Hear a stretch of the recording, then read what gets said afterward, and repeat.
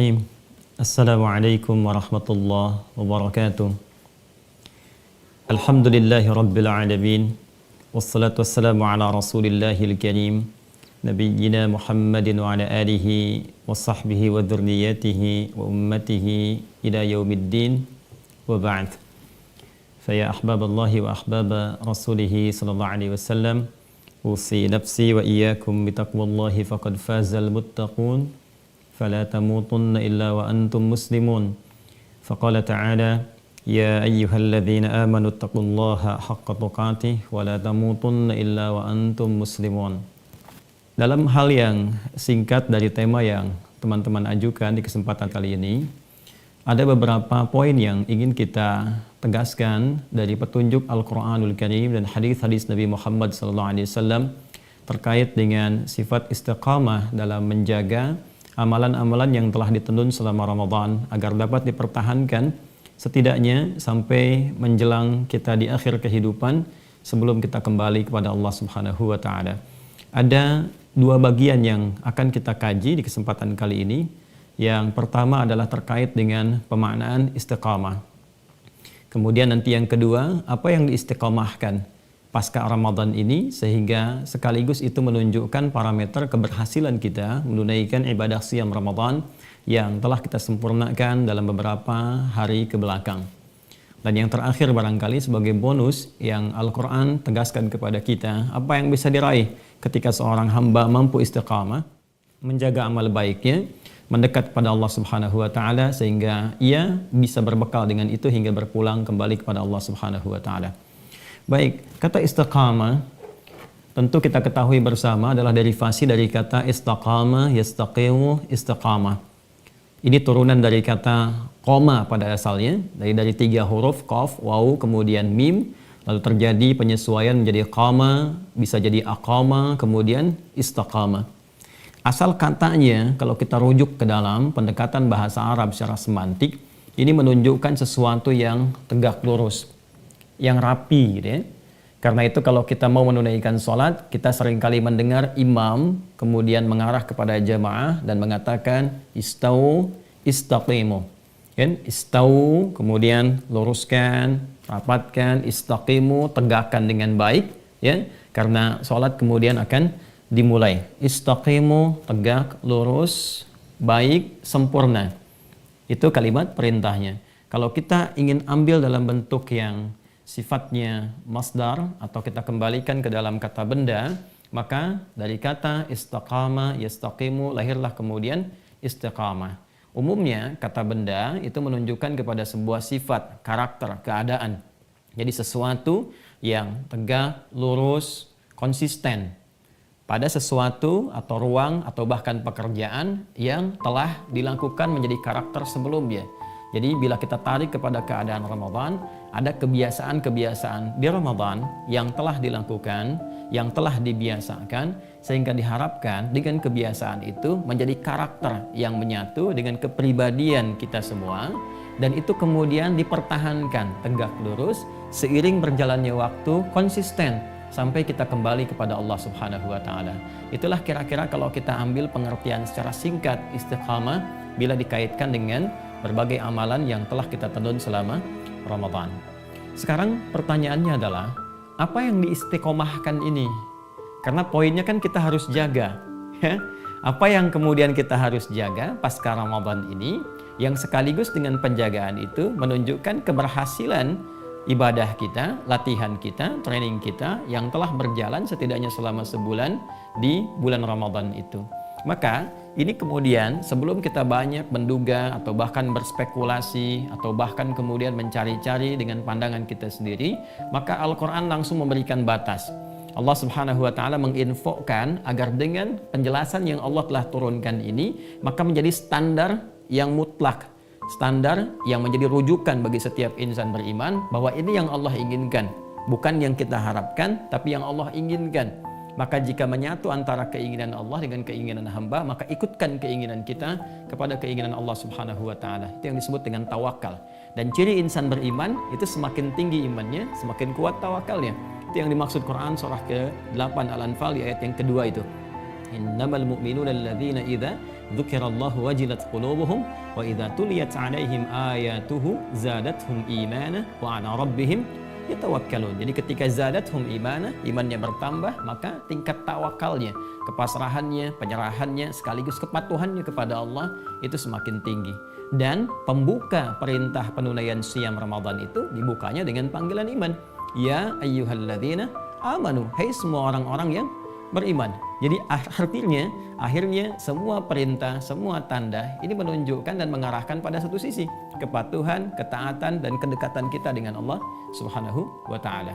Dari titik ini kemudian Allah jelaskan kepada kita, kembali ke Al-Baqarah ayat 183. Ya ayyuhalladzina amanu, kutiba alaikumusiyam kama kutiba alal ladzina min qablikum la'allakum tattaqun. Baik. Saya sedikit dalami dulu, walaupun kita padat sekali waktunya dan singkat waktu kita, tapi kita coba padatkan sedikit. Ya ayyuhalladzina amanu. Ya, kalau kita detilkan, di sini dipanggil menggunakan kata ya. Ya itu disebutkan 361 kali dalam Al-Quran.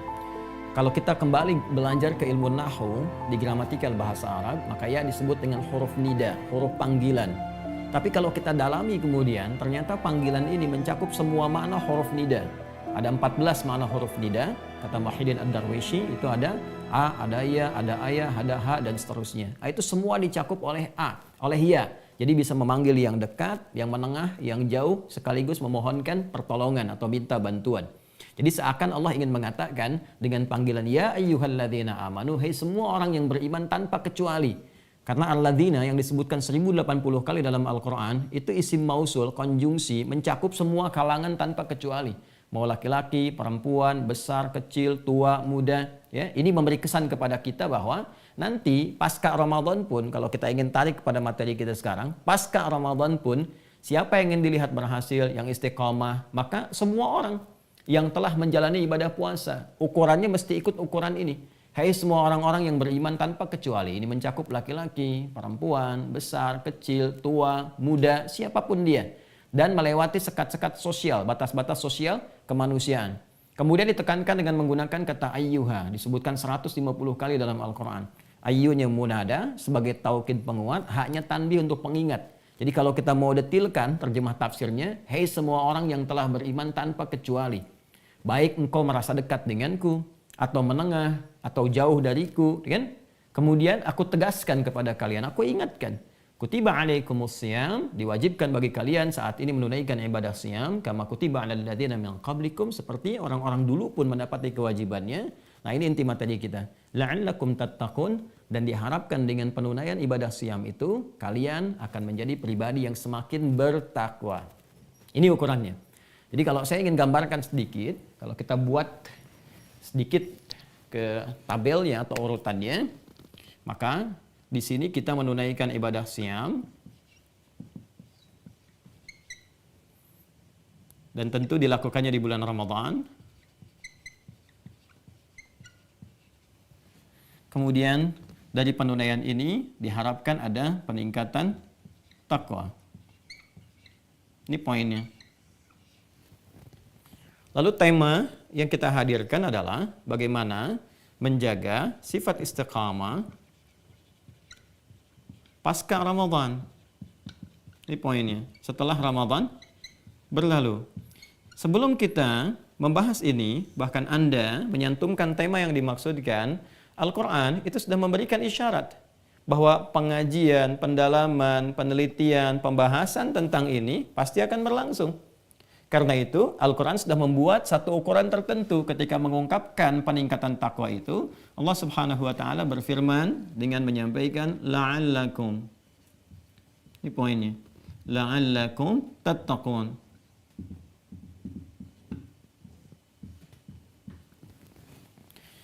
Peningkatan takwa yang disebutkan oleh Allah Subhanahu wa Ta'ala, yang pertama, saya ingin mulai dari yang kedua dulu, menggunakan diksinya tattaqun. Dari kata ittaqa yattaqi, kemudian menggunakan bentuk fi'il mudhari. Ya. Yattaquna bentuk kedua, bentuknya jama' supaya kalian bertakwa. Dan ini bentuknya fi'il mudhari. Seperti kita ketahui bahwa fi'il mudhari fungsinya lil hal wal istiqbal wal istimrar. Kalau kita tarik ke dalam bahasa Inggris untuk memudahkan, misalnya dikatakan present, continuous, and future. untuk sekarang yang sedang dikerjakan, terus berlangsung, dan sampai kapanpun ke depan.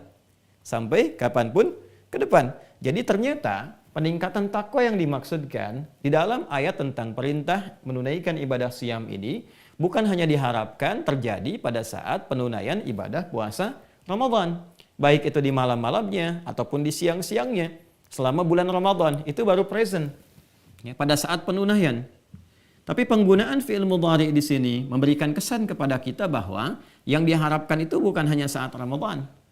Ya, ciri atau parameter keberhasilan penunaian segala bentuk ibadah dalam latihan yang dilakukan pada saat siam Ramadan itu, maka akan terjadi peningkatan takwa itu baik saat Ramadan dan terus berlangsung continuous selama Ramadan sampai tuntas ibadah Ramadan itu ditunaikan, selesai akhir Ramadan, masuk kita ke 1 Syawal, Idul Fitr, kembali lagi boleh makan, kembali lagi keadaan semula kita dengan kondisi yang lebih baik, dan kemudian future. Nah, ini poinnya.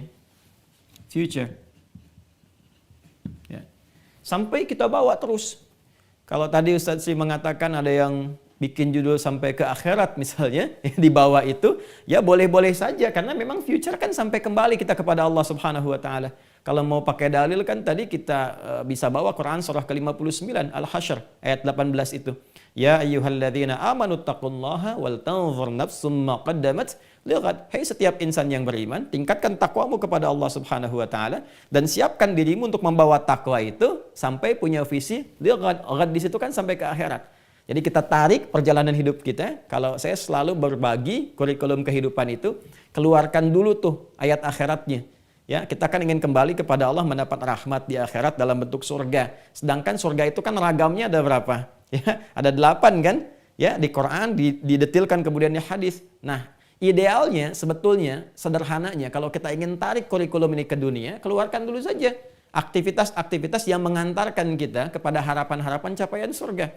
Misal banyak orang ingin mendapatkan surga Firdaus, tapi sedikit yang mengeluarkan karakteristik pelaku atau pemilik surga Firdaus itu. Kenapa nggak dikeluarkan surah Al-Mu'minun, Quran surah 23 misalnya, dari ayat 1 sampai dengan 11-nya. Itu kan karakteristiknya.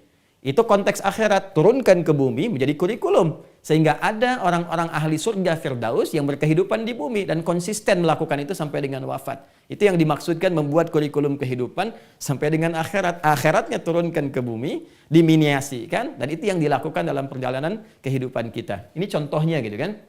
Nah, sekarang sebelum sampai ke sana, kita batasi dulu. Ini poin pertama. Jadi kata Al-Quran, ukuran keberhasilan seseorang dalam menunaikan ibadah siamnya itu terjadi peningkatan takwa. Yang bisa dilihat pada saat dia menjalani puasa Ramadan, sampai akhir Ramadan, sampai pasca Ramadan. Ini ukurannya, peningkatan takwa pasca Ramadan. 1. Apakah semua orang yang telah menyelesaikan ibadah siam akan mengalami peningkatan takwa? Belum tentu. Kenapa? Karena kata tattaqun yang menutup ayat 183 surah Al-Baqarah didahului dengan kata la'allakum. Dari kata la'alla plus kum untuk menunjuk, kata kedua dalam bentuk jama' kepada kalian, sehingga di sini bentuknya menggunakan tattaqun. La'alla ini kata Al-Imam As-Suyuti dan juga ditetapkan dalam ketentuan gramatikal bahasa Arab disebut dengan harfut taraji. Ya. Apa itu harfut taraji? Secara singkat adalah huruf yang menunjukkan harapan yang sangat kuat untuk meraih sesuatu yang diinginkan, namun tidak mungkin itu bisa dicapai kecuali dengan kesungguhan, kecuali dengan keseriusan. Artinya Allah sendiri sudah memberikan kesan, sudah mengisyaratkan kepada kita bahwa peningkatan takwa yang dimaksudkan, yang akan dimiliki, dialami oleh para insan beriman yang telah sempurna menjadi alumni Ramadan, menyelesaikan ibadah siamnya, bahkan pasca Ramadan, itu hanya akan bisa didapatkan oleh orang-orang yang memang serius dalam mengisi hari-hari Ramadannya. Jadi kesungguhan itu equal akan mengalami keselarasan dengan hasil yang kemudian diraih dengan baik. Kan seringkali orang mengatakan kalimat yang sederhana namun padat kan, usaha tidak akan membohongi hasil katanya kan, kata beberapa orang kekinian. Nah, ini kesungguhan yang kita kerjakan selama Ramadan itu akan terlihat bagaimana hasilnya pasca Ramadan, dan itulah usaha yang ditempuh selama Ramadan. Karena itulah kemudian kalau kita ingin melihat dan membuktikan, karena masih ada harapan, ya selalu ada peluang. Jadi kalau Quran atau di hadis itu ada arah-arah kepada motivasi atau penunjukan pada sesuatu, maksudnya adalah kita diminta untuk masuk ke dalam ruang itu. Bukan kita menghukumi atau memvonis, lah kayak sayanya nggak dapet ya, atau ini ayat untuk dia, bukan. Ya, tapi sepanjang ayatnya umum, maka jangan dikhususkan. Maka ayat itu membawa kita untuk hadir ke ruang itu. Contoh, prakteknya sederhana gini. Di Ali Imran ayat 37, itu kan ada keutamaan Sayyidah Maryam alaihissalam. Maryam ini saking mulianya, dekat dengan Allah Subhanahu wa taala, secara singkat diberikan oleh Allah fasilitas kehidupan yang sangat luar biasa. Perangkat-perangkat hidupnya tersedia sebelum diberikan. Pamannya yang memberikan, yang diberi tugas, mendapat tugas untuk mensupport kebutuhan Maryam, namanya Zakaria alaihissalam, kan? Nabi Zakaria ini punya istri namanya Elyasobat atau dikenal dengan Elizabeth. Elizabeth ini punya saudari namanya Hannah. Hannah ini istrinya Imran. Ya, nanti Imran dengan Hannah punya anak Maryam. Ini kurang lebih seperti itu nasabnya. Itu ketika ditugaskan, ya, Zakaria alaihissalam sepeninggal sepupunya, ya, atau sepeninggal ayahnya Maryam, yaitu Imran. Imran itu meninggal saat Maryam masih dalam kandungan, kan? Itu setiap akan mengantarkan kebutuhan Maryam di mihrabnya, kan? Bahasa Qur'annya sangat indah sekali. Kullama dakhala 'alaiha Zakaria al-mihraba wajada 'indaha rizqa. Ternyata sudah ada kebutuhan Maryam itu. Ya, qala, maka beliau mengonfirmasi itu, ya Maryamu anna laki hadza, Maryam dari mana semua ini? Kan yang mengantarkan saya, kan? Beliau mengetahui karena nabi, ya, ini pasti Allah yang kasih, Allah yang berikan, ya. Tapi untuk mengonfirmasi apakah benar latihan Maryam selama ini, apakah benar dekat dengan Allah, maka apa yang keluar di lisan Maryam pada saat itu? Maka beliau berkata, ya qalat huwa min indillah. Ini semua dari Allah Subhanahu wa taala. Apa syahidnya yang terkait dengan pembahasan kita? Innallaha yarzuqu man yasha' bighairi hisab. Sungguh Allah akan melimpahkan rizki tanpa batasan bagi siapa yang dikehendaki. Sedangkan rizki itu bukan hanya makanan, minuman, pakaian, ketenangan itu rizki, keturunan itu rizki. Nabi Zakaria membaca ini bukan kekhususan untuk Maryam. Tapi dibuka ayatnya sebagai isyarat orang-orang yang mampu mendekat kepada Allah seperti Maryam melakukannya, maka terbuka juga peluang beliau untuk mendapatkan itu. Maka Nabi Zakaria kemudian beribadah di mihrabnya Maryam itu, sholat dan minta kepada Allah untuk diberikan satu karunia yang kata orang masih terbatas, yaitu keturunan. Karena istri beliau divonis monofos, dan mandul secara medis, klinis, kata manusia nggak mungkin. Maka beliau memohon kepada Allah di mihrabnya Maryam itu. Maka di ayat 38-nya diabadikan doanya dalam Al-Quran di surah Ali Imran ayat 38. Hunalika da'a Zakaria rabbah qala rabbi habli min ladunka dzurriyyatan thayyibah innaka sami'ud du'a. Dan yang terjadi, terkabul doanya. Fanadatul malaikatu wa huwa qa'imun yusalli fil mihrab anna Allah yubashshiruka bi Yahya. Ini satu gambaran peristiwa yang memberikan sebuah kesan keistimewaan, tapi sifatnya terbuka untuk umum, sekalipun satu yang mengalaminya. Jadi poinnya, kalau ada yang seperti itu, kita masuk ke dalamnya. Bukan kita memvonis diri seperti ini atau orang lain seperti itu. Ini di dalam kaidah asbabun nuzul disebut dengan al-ibaratu bi'umumil lafzi la bi khususis sababi.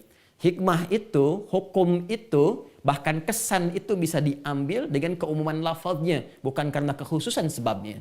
Itu poinnya.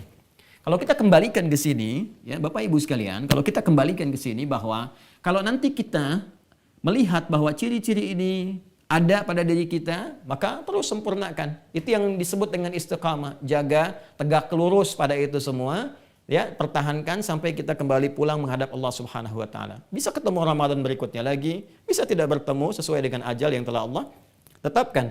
Tapi kalau kita melihat bahwa belum ada peningkatan yang dimaksudkan, maka jangan memvonis diri. Tugas kita adalah, ini poinnya, menyempurnakan kembali, membuktikan kesungguhan kepada Allah bahwa tidak sia-sia kita diberikan kesempatan selama Ramadan ke belakang itu. Boleh jadi itu adalah pondasi untuk meningkatkan amalan selanjutnya. Itu poinnya. Kalau sudah paham pada landasan ini, ya, pemikiran ini atau cara kita menangkap isyarat Al-Quran seperti ini, baru kita kemudian keluarkan inti pembahasannya. Apa yang diistiqomahkan itu? Nah, ini bagian keduanya. Al-Quran memberikan satu isyarat sederhana, takwa. Ini hasil kita saat Ramadan.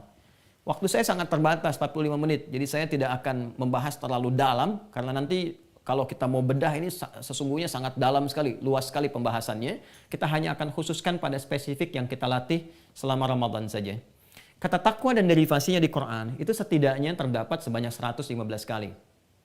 Kalau mau digali lebih menarik lagi, nanti lawannya nafsu. nama lainnya fujur, ya. Nanti takwa disebutkan 115 kali, nafsu disebutkan 115 kali. Lawan takwa itu fujur. Makanya takwa dengan fujur dikontradiktifkan dalam Al-Quran. Di Quran surah ke-91 Asy-Syams di ayat 7 sampai 10. Wa nafsim wa ma sawwaha fa'alhamaha fujuraha wa taqwaha. Kemudian nanti dari fujur ini nama lainnya nafsu yang memberikan satu rambatan-rambatan dorongan negatif. Sebetulnya lawan dari takwa.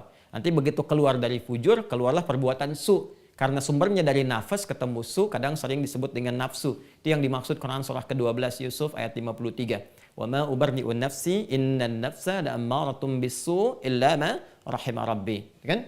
Nah, kemudian ini mendapatkan perangkat pendampingan yang takwa itu dari malaikat. Dari malaikat. Karena memang malaikat sifat dasar karakteristik penciptaannya, materi penciptaannya dari cahaya, karakteristiknya takwa. Kan sifat takwa itu menegakkan, tegak lurus dengan perintah Allah, menjauhi larangannya. Ini yang dimaksud Quran surah ke-66 At-Tahrim di ayat yang ke-6. La ya'sunallaha ma amarahum wa yaf'aluna ma yu'marun. Sedangkan yang mensupport kepada sifat fujur atau kenafsu itu syaitan, setan. Menariknya, malaikat disebutkan 88 kali dalam Al-Quran, kemudian setan disebutkan 88 kali dalam Al-Quran. Selama puasa, selama Ramadan, kita dilatih dengan skema tersendiri, dengan materi, dengan hidangan-hidangan amal saleh, yang kemudian diminta kita untuk konsisten melakukan itu selama sebulan. Dan ini yang paling menarik. Desainnya adalah bagaimana memanage ini, nafsu ini, menekan ini, sehingga yang takwa ini yang bisa keluar, nilai-nilai kebaikannya. Kumpulan-kumpulan kemuliaannya. Jadi takwa itu Bapak Ibu sekalian, kalau kita secara detail mengkajinya, kesimpulan umumnya adalah bisa kita dapati, takwa itu pada akhirnya adalah kumpulan atau akumulasi semua sifat baik yang mungkin dilakukan. Sifat baik itu disebut dengan khair namanya. Khair, jamaknya khairat. Ya. Nah, akumulasi sifat khair ini itu disebut dengan takwa. Jujur itu takwa, tawadhu itu takwa, ya kan? Rendah hati, kemudian sabar dan turunan-turunannya. Lawannya nanti disebut fujur, lawannya. Jadi kalau ada jujur di sini ada dusta dan seterusnya. Nah, kita ini diminta oleh Allah selama Ramadan untuk mengoptimalkan semua potensi baik ini, dilatih semua supaya keluar ini. Ya. Dalam bentuk apa latihannya? Latihan itu yang kita tunaikan dalam bentuk ibadah namanya. Saya tarik ke sini. Jadi sebetulnya desain ibadah itu kembalinya feedbacknya kepada kita. Diperintahkan kita untuk ibadah itu pada akhirnya supaya mengeluarkan semua potensi mulia kita, potensi baik kita. Makanya kalau kita mau gali lebih dalam tentang sholat misalnya, diminta kita menunaikan sholat kan, ibadah pertama yang kita lakukan setelah bertauhid. Quran surah ke-20 ayat 14. Innani anallahu la ilaha illa ana fa'budni ibadah. Apa bentuknya? Wa aqimis salata li dzikri. Apa tujuan menunaikan sholat? Ya, kemudian dijelaskan di Quran surah 29 Al-Ankabut ayat 45. Utslu ma uhiya ilaika minal kitab wa aqimis shalah. Apa tujuannya? Innas salata tanha 'anil fahsya wal munkar. An-nahyu 'anil fahsya wal munkar itu ya ini akumulasi kebaikan supaya mencegah dari yang buruk dari nafsu ini, fahsya dan munkar. Ya, zakat misalnya mengembalikan kita kepada kondisi-kondisi yang baik supaya memiliki jiwa toleran, jiwa berbagi, menutup sifat-sifat pelit misalnya, ya, menutup sifat-sifat yang tamak terhadap harta dan turunan lainnya. Ya, apalagi puasa akumulasinya ke situ dan puncaknya adalah di umrah dan haji. Jadi, yang dilatih selama Ramadan itu bentuknya ini. Latihannya bentuknya ibadah.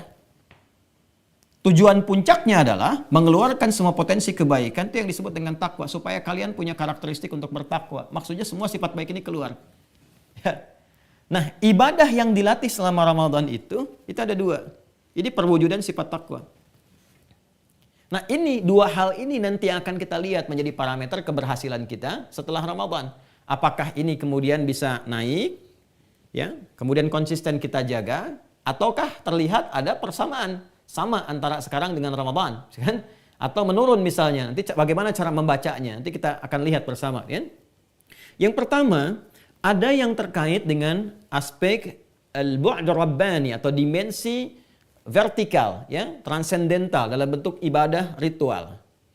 Ya, aspeknya spiritual, hubungan kita dengan Allah Subhanahu wa taala, hablu minallah. Ini poinnya. Hablu minallah. Bentuknya apa saja? Ya. Bisa kita lihat salat, kan? Kaitan dengan Al-Qur'an, kan? Ya. Karena itu ketika kita menunaikan ibadah Ramadan, ini kan banyak dilatih nih. Bagaimana meningkatkan sholat, bagaimana meningkatkan interaksi dengan Al-Quran, ya kan? Dan ayatnya sangat bertebaran di dalam Al-Quran. Kalimat takwa pertama dalam Al-Quran, skema amalnya adalah ini, amalan ritual. Quran surah kedua Al-Baqarah, ya kan? Ayat 2-3 itu, Dzalikal kitabu la raiba fi hudal lil muttaqin. Siapa orang takwa muttaqin di situ? Alladzina yu'minuna bil ghaib, iman. Ingat, imannya kemudian disebutkan oleh Al-Quran, bisa dijaga terus naik, ada progresivitas di situ. Kemudian wa yuqimunas shalah, ini meningkat salatnya. Dan Bapak Ibu saya kira sudah sangat mengetahui, bukankah kata salat itu disebutkan dalam setidaknya 3 bentuk diksi? Ada yang begini, alif, lam, shad, lam, alif, kemudian ta marbutah, begini kan? Ada yang begini, alif, lam, shad, lam, waw, alif, kemudian ta maftuhah. Ada yang begini kan? Alif, lam, shad, lam, waw, fathah tegak di atasnya ta marbutah. Gini kan? Ya kan? Kalau ini sudah kita banyak dapati umum, bentuknya tunggal, ya satu, bentuk mufrad, singular. Yang ini menunjuk kepada jamak, tapi jamak terbatas, as-salawat. Seperti Al-Baqarah ayat 238. Hafidhu 'alas salawati, bentuknya begini, bentuk yang kedua. Ini menunjukkan bentuk jamak tapi terbatas. Karena itu di Al-Baqarah ayat 238 yang dimaksudkan adalah salat fardu. Karena fardu bentuknya jamak, 5 waktu, 17 rakaat. Hanya dibatasi di 5 waktu itu saja. Dan rakaatnya pun harus 17. 2, 4, 4, 3, 4. Itu formulasinya. Nggak boleh 2 jadi 3, 3 jadi 4, atau 4 jadi 3. Ya. 2, 4, 4, 3, 4. Subuh, zuhur, asar, maghrib, isya. Karena itu bentuknya jamak seperti ini tapi terbatas. Tapi kalau yang ini, ya, as-shalah, ini bentuk terlihat seperti tunggal, ya, tapi mengandung makna jamak. Dan jamaknya tanpa batas, artinya melebihi batas yang fardu yang ini. Jadi kalau di sini 5 waktu, 17 rakaat, yang ini yang melampaui batas ini. Ibadah yang melampaui batas fardu itu, ya, pelampauannya disebut dengan nafilah. Ya, jamaknya nawafil, hukumnya disebut dengan sunnah. Seperti tahajud misalnya, di Quran disebut dengan nafilah. Quran surah ke-17 Al-Isra ayat 79. Ya, wa minal laili fatahajjad bihi nafilatan laka asa an yab'atsaka rabbuka maqaman mahmuda. Jadi yang melewati batas ini disebut dengan nafilah, jamaknya disebut dengan nawafil, hukumnya disebut dengan sunnah. Ya, maka kita kenal dengan salat sunnah. Salat sunnah. Maka di dalam Ramadan, bukankah kita dilatih untuk meningkatkan salat fardu dengan mengoptimalkan salat-salat nafilahnya kan? Nawafilnya, sunnahnya. Kita bangun lagi malamnya, ba'da isya kita tunaikan tarawih, gitu kan? Yang disebut oleh Nabi dengan qiyam Ramadan, sifatnya disebut tarawih. Karena itu Al-Imam Muslim dalam kitab sahihnya menyebutkan, ya, babut tarawih wa huwa qiyam Ramadan. Bab tentang tarawih itu sifatnya sebagai implementasi dari sabda Nabi tentang amalan qiyam Ramadan. Dan tinggi nilainya. Ya, sampai Nabi menyebutkan dengan yang setara dengan amalan siam. Man qama Ramadhana imanan wa ihtisaban ghufira lahu ma taqaddama min dzambi. Di siam sama persis, cuman beda diksi. Di atas qama, di bawah shoma. Man shoma Ramadhana imanan wa ihtisaban ghufira lahu ma taqaddama min dzambi. Singkatnya Pak, secara padat dan singkat bahwa saat Ramadan kita dilatih meningkatkan sholat. Bukan hanya yang fardu, tapi juga yang sunnah. Ya. Ada latihan untuk menunaikan tahajud, ditarik, yang waktu cepatnya ba'da isya dikenal dengan tarawih. Intinya kan nambah. Dan menariknya, pada saat Ramadan, suasana dan auranya sangat mendukung kita untuk meningkatkan amalan-amalan sunnah. Jangankan yang sholat-sholat di malam hari yang sunnah, sholat duha yang di pagi menjelang siang, kan? Tahiyatul masjidnya, sholat-sholat rawatib yang mengiringi sholat-sholat fardu, kan kita tunaikan kan? Sekarang, apa yang telah dilatih selama kurang lebih sebulan itu, maka lihat pasca Ramadan, ada nggak yang masih menempel tuh amalan itu? Konsisten nggak? Ya kan? Kita kan belum bicara tentang bagaimananya, kita baru bicara tentang ini amalannya. Ini pasca Ramadan kita lihat, ada nggak terbawa? Saya sering gambarkan kepada teman-teman saat mengaji seperti ini, kalau orang makan menunya ayam misalnya, tempe dan kerupuk selama sebulan, ya tiba-tiba setelah sebulan itu yang disajikan cuma ayam dan tempenya, kerupuknya nggak disajikan. Saya sering tanyakan, apa pertanyaan pertama dari orang-orang atau teman-teman yang disuguhi itu? Maka semua sepakat mengatakan, 100% mereka berkata akan bertanya mana kerupuknya. Artinya ada kerinduan, ada kebiasaan yang dibawa. Ya? Sekalipun tidak ada kerupuk, dia berusaha mencari atau minimal mendapati atau ada kerinduan untuk melakukan itu. Nah ini yang seharusnya terjadi. Ada pertanyaan, ada kerinduan. Walaupun tidak semua mungkin bisa dikerjakan, tapi setidaknya para ulama sepakat. Ya, ada bagian-bagian tertentu, kelebihan-kelebihan, sisa-sisa, atau bagian yang masih menempel dari bagian sholat itu yang bisa dilakukan pasca Ramadan. Nah ini poin yang mau saya sampaikan pertama kali. Kemudian ada Al-Quran, interaksinya dibagi 3 bagian. Ya, bisa jadi bacaan disebut dengan qiraah, bisa jadi pengkajian atau riset, ya, atau kita sebut dengan tafsir, disebut dengan tilawah. Lalu ada juga hafalan disebut dengan hifdz atau tahfidz. Jadi ada qiraah, ada tilawah, ada hifdzun. Ini kita maksimalkan selama Ramadan. Bahkan di qiraah itu ada yang khatam berapa kali kan? Sekali, 2 kali, 3 kali, 5 kali dan seterusnya. Ya, banyak kisah yang bisa kita sebutkan di masa lalu, tapi ini bicara tentang masa kini, spesifik kita, saya, Anda. Ya, jadi masa lalu itu motivasi. Kini adalah kehidupan nyatanya. Dan masa depan itu adalah sejati keabadiannya. Jadi sekarang pertanyaannya selalu tujukan kepada kita. Nah hasilnya pasca Ramadan, bagaimana kondisinya terutama kurang lebih 13 hari pasca Ramadan sampai dengan hari ini. Terjaga nggak Qurannya? Bagaimana bacaannya? Bagaimana murajaahnya? Masih senang ngaji? Sampai setidaknya 13 hari kita lalui sampai dengan saat ini. Ya. Lalu ada dimensi sosial. Nah ini poinnya. Ini ada dimensi ritualnya, ada dimensi sosialnya. Ya. Dimensi sosial ini kita kembali pada ayat yang tadi dibacakan oleh Qari kan? Quran surah ketiga Ali Imran ayat 133 sampai 134 ya, di paling kanan sebelah atas tuh di Quran surah ketiga Ali Imran. Ya. Kalau kita teruskan kan ini poinnya dimensi sosial. Wasari'u ila maghfiratin min rabbikum wa jannatin 'arduha as-samawati wal ardu u'iddat lil muttaqin. Siapa muttaqin di sini? Alladzina yunfiquna fis sarwa wad dharra. Kan? Dia yang gemar berbagi infak. Wal kadhiminal ghaidha, menahan nafsu tuh, menahan amarah. Bukankah saat puasa kita dilatih untuk menahan amarah? Masih ingat di Al-Bukhari? Masih ingat di kitab Siyam itu hadis nomor 3-nya? Paling kiri sebelah atas di kitab Al-Bukhari itu, ya, ketika Nabi mengatakan as-siyamu junnatun fala yajhal wala yarfuth wala yajhal wa ini mru'un qatalahu wa syatamahu falyaqul inni sha'imun la khulufu famis sha'imi. Ya kan? La khulufu famis sha'imi atyabu 'indallahi min yaumal qiyamati min rihil biski. Ya. Puasa itu sejatinya melahirkan perisai bagi pelakunya dari perbuatan-perbuatan tercela.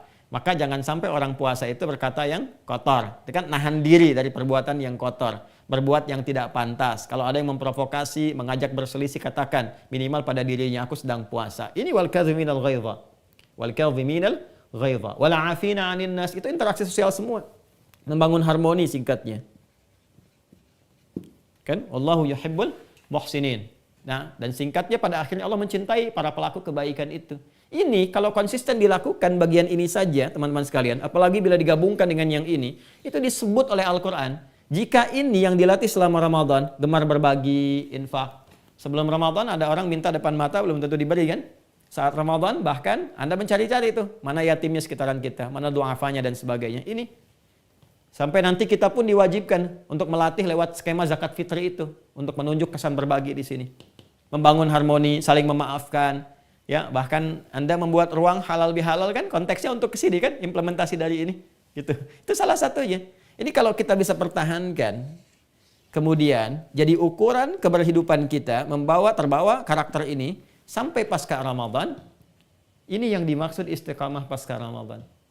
Turunkanlah kebiasaan. Ini cerminan 2 sayap takwa yang mengantarkan kita terbang untuk kembali kepada Allah Subhanahu wa taala dalam konteks kehidupan abadi kita. Ini poinnya. Jadi ada dimensi ritual, hubungan kita dengan Allah, hablum minallah, ada dimensi sosial, hablum minal makhluqat. Saya melampaui batas-batas hablum minan nas karena ada interaksi dengan hewan, dengan tumbuhan dan sebagainya. Itu tipikal karakteristik orang-orang takwa. Kalau ini bisa dijaga sampai dengan pulang, sampai dengan meninggal dunia, itu setidaknya disebut oleh Al-Quran, inilah ciri-ciri manusia-manusia ahli surga, minimal ahli taman surga yang berkehidupan di bumi. Itu yang dimaksudkan Quran, surah ke-51 Az-Zariyat, ayat 15 sampai ayat 23. Ya, paling kanan agak ke atas sedikit sampai agak ke tengah di Quran surah Az-Zariyat. Ayat 15 sampai 23. Innal muttaqina fi jannatin wa 'uyun. Ada kalangan orang-orang takwa yang tempat akhir kehidupannya di taman surga. Akhidhina ma atahum rabbuhum innahum kanu qabla dzalika muhsinin. Tuh, kalau kita balik ke sini kan, wallahu yuhibbul muhsinin. Di sini dibalas, innahum kanu qabla dzalika muhsinin. Mereka itu saat di dunianya, para penghuni taman surga ini adalah orang-orang yang baik. Ya, orang yang baik itu disebutnya muhsin di sini. Ya, muhsinin jamak dari kata muhsin. Muhsin itu orang yang punya sifat ihsan. Apa ihsan itu? Diterangkan di hadis Muslim. Nomor hadis yang ke-8 dari Umar bin Khattab radhiyallahu taala anhu. Dinukil oleh Al-Imam An-Nawawi dalam Al-Arba'in, ya, nomor hadis yang kedua itu disebut dengan hadis Jibril. Mal ihsan an ta'budallaha ka'annaka tara fa in lam takun tarahu fa innahu yarak. Ia menjadikan semua aktivitasnya sebagai ibadah karena Allah. Sekalipun ia tak mampu menatapnya saat di dunia, tapi ia merasakan ia dipandang oleh Allah Subhanahu wa taala. Maka cara menjadikan semua ibadah, semua kegiatan sebagai ibadah itulah sifat takwa. Jadi pasca Ramadan itu semuanya dilakukan lillah. Kerjanya karena Allah, makannya karena Allah, minumnya karena Allah. Dan ini latihannya tuh ini. Karakternya disebut dengan karakter takwa, sifat orang disebut dengan muhsin. Nah, apa yang dia dapatkan setelah itu? Innahum kanu qabla dzalika muhsinin. Apa amalannya? Kanu qalila minal laili ma yahja'un. Amalan ritual. Wabil ashari hum yastaghfirun. Banyak istighfar. Itu yang kita lakukan saat Ramadan kan? Bahkan di antara salat-salat tarawih itu kita katakan Allahumma innaka afuwun tuhibbul afwa fa'fu anni.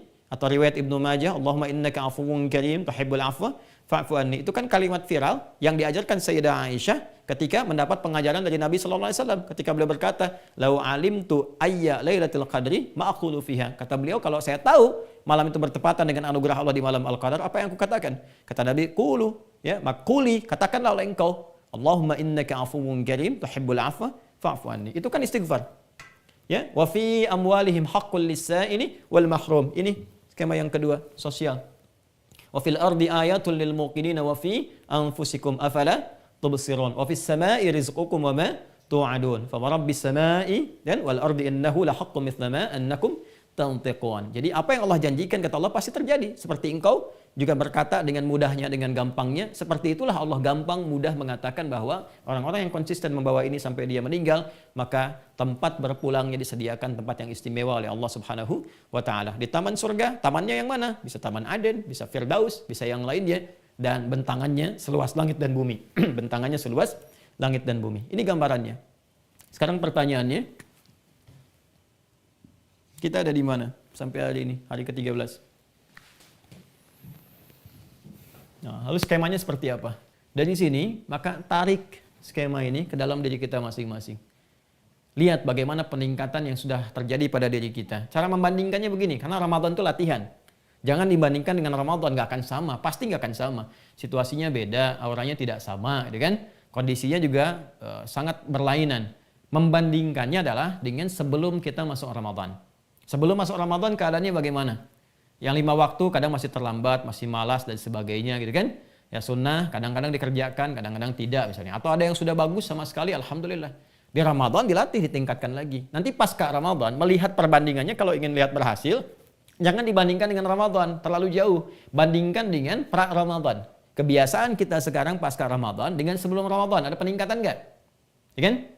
Itu yang harus dilakukan. Kalau saya saat sebelum Ramadan nih konsisten fardu tapi belum sunnah nih, kan? Ramadan dilatih, pasca Ramadan meningkat, ada amalan sunnah sekalipun nggak sama dengan Ramadan, berhasil, alhamdulillah, berhasil.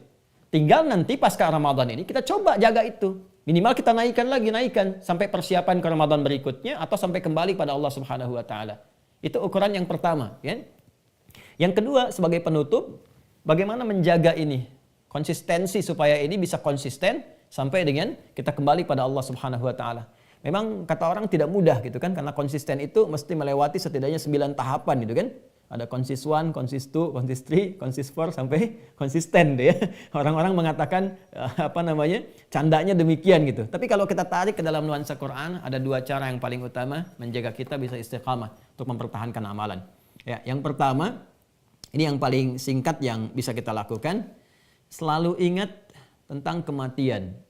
Itu pasti akan menjaga diri kita insya Allah setidaknya untuk konsisten berbuat amalan. Ya, guru-guru saya selalu mengajarkan bahwa kalau kamu ingin berbuat maksiat atau malas ibadah, ingatlah wafat seketika gitu ya. Dan pada saat itu kita insya Allah akan lebih termotivasi untuk bisa meningkatkan ibadah. Dan ini banyak sekali pengingatnya, termasuk dalam Al-Quran.